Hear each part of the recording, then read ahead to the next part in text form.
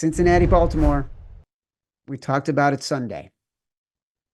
If I'm not mistaken, we both love the Bengals here.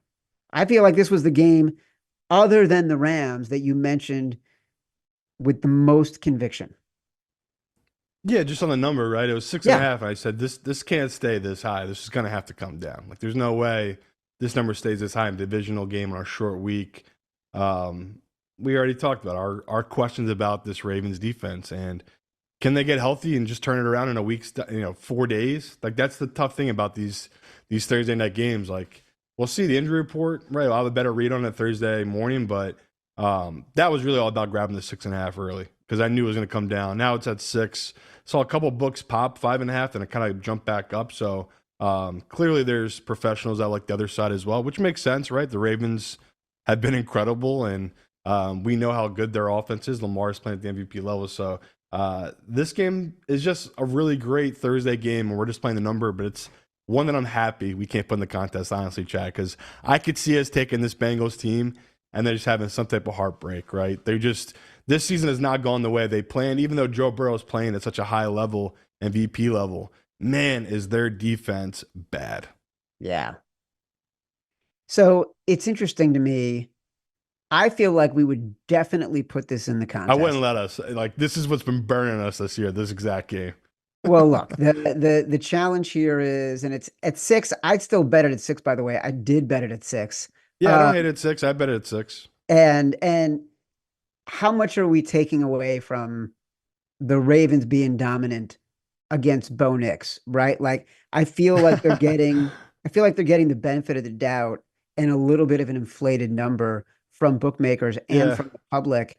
And because Bo Nix couldn't take advantage of their truly awful secondary and their season long inability to stop the passing game. And so remember, this is a team 10 days ago that made Jameis Winston look so good. People wanted to bet on Jameis Winston following week. Like the transitive property, we got to think about that. We can't just look at these games in sort of one window, right? And so the Bengals, number one against pressure. The Ravens defense, 24th.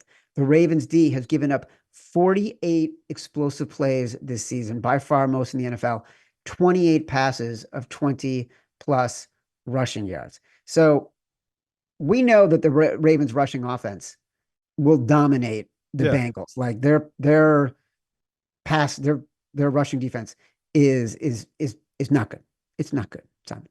Um, so really, to me, this goes back to what we talked about early in the year. Like, who are the quarterbacks we don't want to see with the ball when they're down?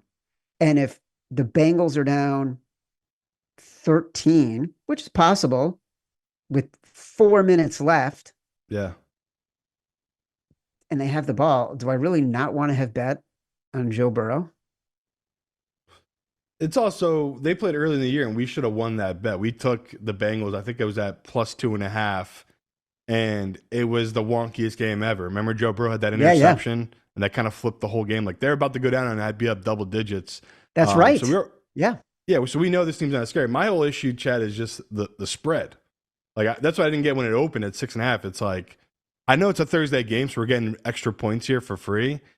But shouldn't that go out the window when it's like these teams are pretty evenly matched in the same division? So that was my only hesitation was why is this number so huge? And maybe it is because the books know all the teasers, all the parlays will be tied to this, right? People like tying these games into the Sunday and the Saturday slate. That's just my hesitation here is like, yes, this is a very attractive number. We're not shocking anybody here. Most professionals are on the same boat as us. It's like it's a big number. I like that side. I'm just trying to give you the hesitation of why I think I wouldn't make it one of our 5 is just there's something a little fishy about them giving us this huge of a number. It's as if they're saying this Ravens team is about to roll, like going a little bit of a run here. Because I agree, the Ravens have not played well enough this year to get this many points. So I know we have to keep it moving, but it's just it's an interesting number that it's this high with the Ravens defense that, like you said, until last week they hadn't stopped anybody. Home teams Thursday night this season 6-3, but since 2020, it's 6-3 against the spread. Since 2020, 28-42 against the spread. Home teams have more than 3 in the AFC North. since 2018. It's how infrequently it happens because these teams are always so tight, 12 and 20 against the spread. So Interesting. trends and number favor Bengals.